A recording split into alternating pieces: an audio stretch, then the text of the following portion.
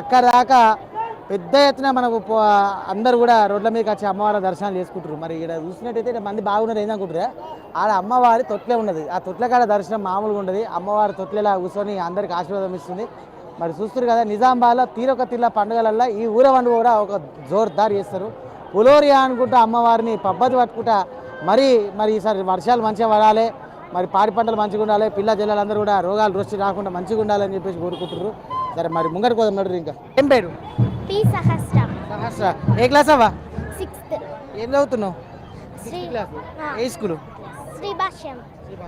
ఎట్లా అనిపిస్తుంది ఊరవాడు? చాలా సంతోషంగా ఉంది, హ్యాపీగా ఉంది.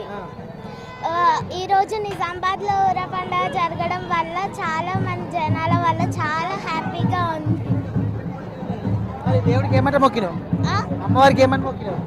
అందరూ బాగుండాలి, నాకు మంచి చదువు కావాలి అనేసి మొక్కాను. ఫస్ట్ క్లాస్ పాస్ కావాలా మళ్ళీ? సరే మరి చేయగా నీవు ఎట్లా అనిపిస్తుంది ఈసారి? చాలా బాగుంది.